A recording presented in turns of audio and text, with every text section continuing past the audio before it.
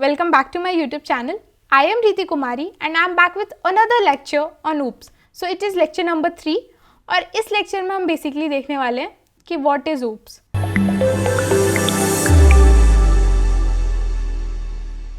चलो फाइनली आया कि OOPS होता क्या है. तो OOPS के ऊपर सीरीज तो बन रही है बट हमें पता ही नहीं ये OOPS होता क्या है.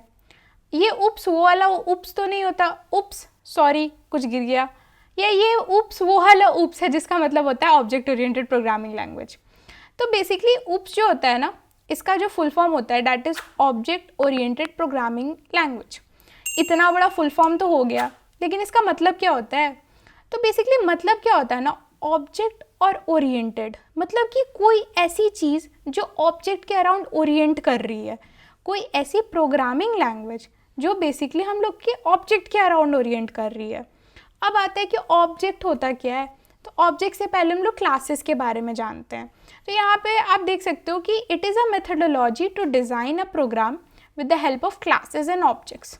तो अब क्लासेस एंड ऑब्जेक्ट्स होता क्या है, तो इसको ना हम लोग एकदम एक नॉर्मल टर्म्स में समझते हैं. अब मान लो कल को मेरे को एक गाड़ी खरीदनी है, तो मैं अपने पापा के साथ गई कि पापा चलो आज हम लोग कार लेते हैं. तो मैं और मेरे पापा गए कार के शॉप पे.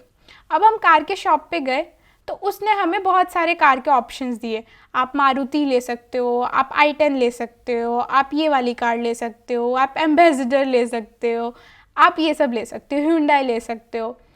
तो अब मेरे पापा और मुझे तो ये सारे ऑप्शंस मिल गए, लेकिन हम लोग तो सोच के गए थे कि हम लोग लेंगे कार. अब कार में तो हमें इतने सारे ऑप्शंस मिल गए. तो जो कार होता है ना वो बेसिकली एक बहुत जेनेरिक टर्म होता है. और जो ये सारे होते हैं ना, मारुति हो गया, Hyundai हो गया, या कोई भी XYZ कार हो गया, ये सारे जो होते हैं ये ऑब्जेक्ट्स होते हैं. तो जो क्लास होता है ना वो बेसिकली एक ब्लूप्रिंट होता है. ब्लूप्रिंट क्या होता है ना, कि जैसे कि हमारा जो क्लास है, मान लो कि हमारा क्लास है कार, ठीक है.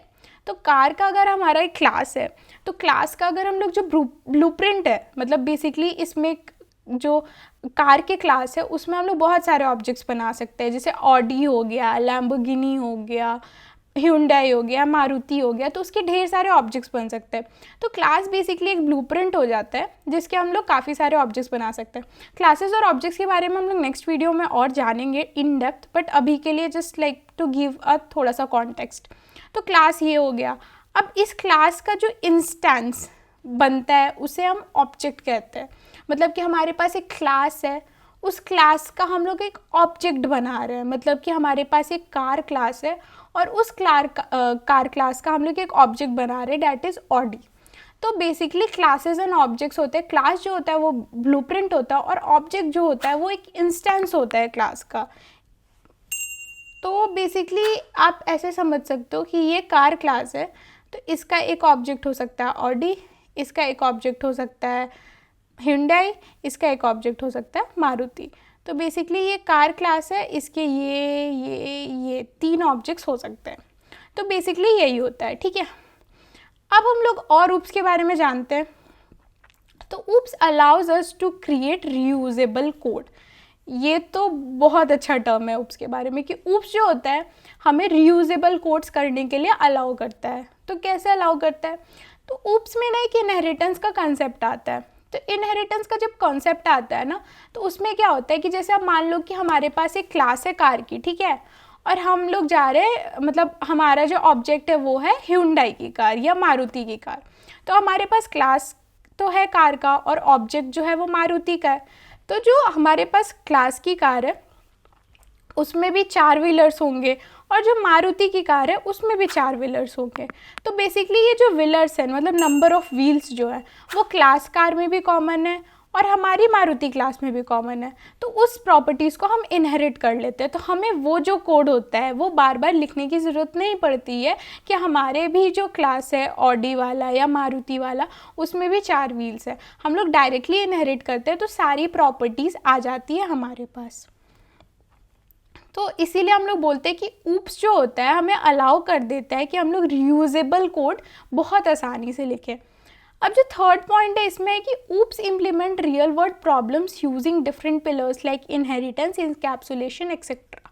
जिसका जैसे अभी मैंने एग्जांपल दिया कि जो भी रियल वर्ल्ड के प्रॉब्लम्स होते हैं, अब जैसे रियल वर्ल्ड के प्रॉब्लम्स हम लोग ये भी एग्जांपल ले सकते हैं कि हम लोग ना ऊप्स में काफ़ी सारे प्रोजेक्ट्स बनाते हैं, जैसे कि हो गया लाइब्रेरी मैनेजमेंट सिस्टम का एक प्रोजेक्ट हम लोग बनाते हैं पार्किंग लॉट सिमुलेटर का, कि जैसे कि अगर हम अपनी कार को पार्क करने जा रहे हैं तो हमें पता होना चाहिए कि किस जगह पे खाली है, कौन सी जगह है जो पार्किंग से सबसे ज़्यादा नज़दीक है, कहाँ से एग्ज़िट करना, और बहुत सारी चीज़ें हैं, तो उनको भी हम ऊप्स यूज़ करके इम्प्लीमेंट कर सकते हैं।